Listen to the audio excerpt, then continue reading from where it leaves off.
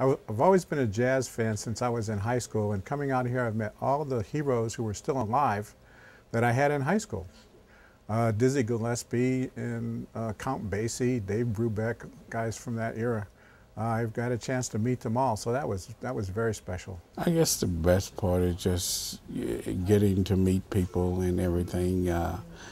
And all some of you ran across some of my idols, you know, people covering spring training, people I grew up watching on TV and, you know, collecting cards about, baseball cards about and all, and NFL football, covering the Cardinals and all, and I'm a big NFL fan, so that's been nice.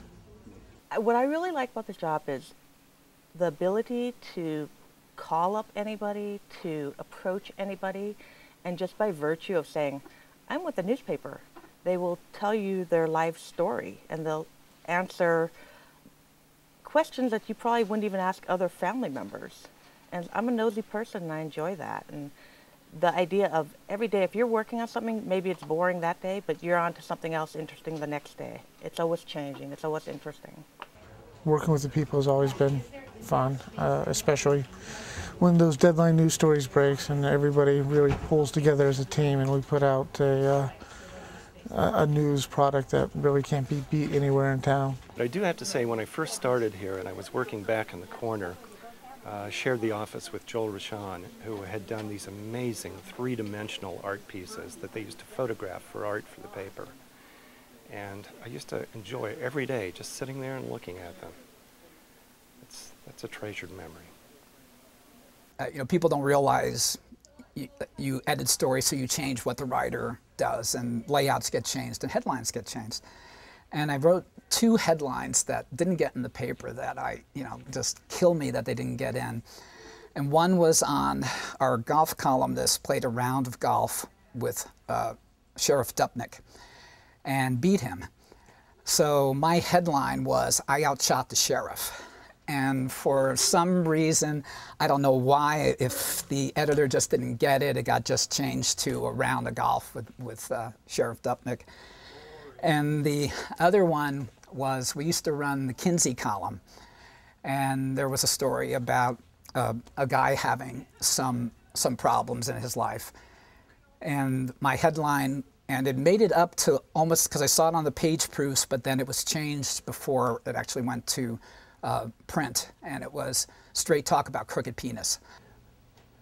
There's really 2 things that are the best part of working here. One is just the people I work with. They're all wonderful folks. They really know what they're doing. They care about what they're doing. They want to do a great job.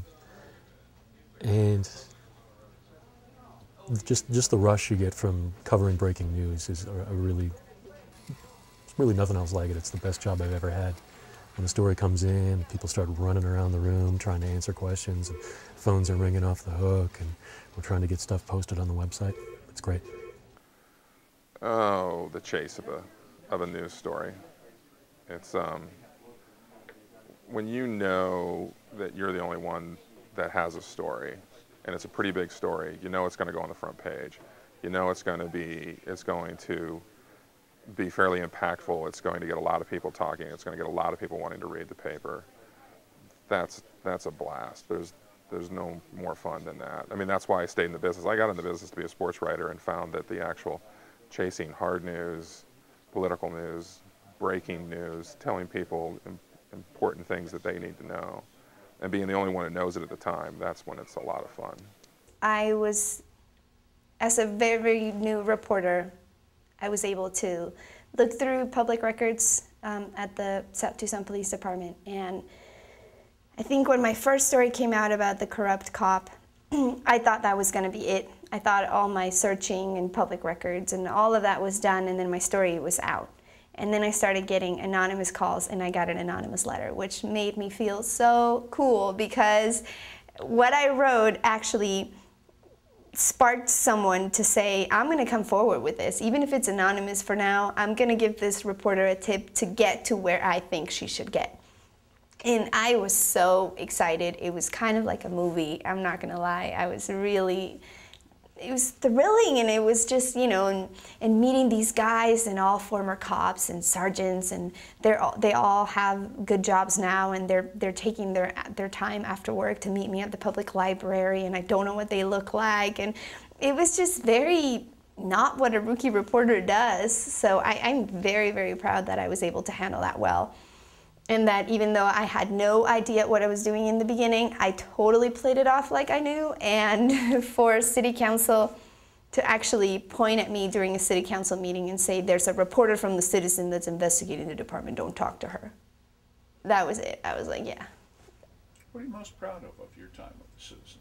Making sure the facts are right, people appreciate the job I do, covering my beats, whatever sport it is, professionally, with integrity, with the knowledge that, you know, people have a right to know what's real and what's not relying on internet rumors or speculation, and just making sure that I've always acted in a professional manner and that the readers appreciate what I can bring to them, and you know, that people understand that a job is going to be done well, the best of my ability. The Don Shelley Award, winning for the best column, feature column, because I had been trying to get them to let me write a column since I started, and it was always, well, you can do one once in a while, here and there and there. And once I won that award, I figured I'd be in on a weekly basis, and I was. And that's really the most fun I have with writing, is writing humorous, quirky, wacky thoughts. I think I'm most proud of the fact that we really did some good investigative journalism here. And against all odds and against all budgets, I think we really have done a good job.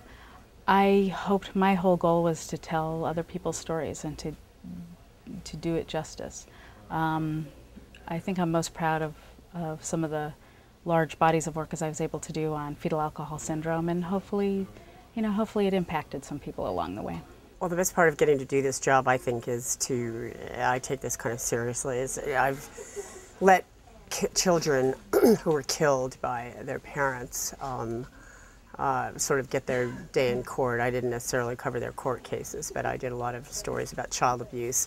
Some pretty horrific cases here where I sort of let those children tell their stories even after they were dead, and I'm still getting mail from family members who appreciated what I did and have you know, sent me cards saying God bless you. So that's really the most fulfilling thing that I've ever done while I've been here.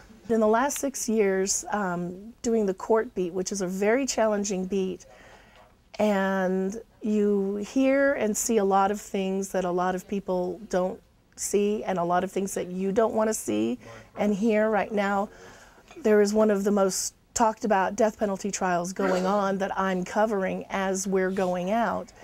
And I was actually kind of hoping that this trial would go away and start after we close so I wouldn't have to cover it, because it's very hard to listen to testimony about children being killed.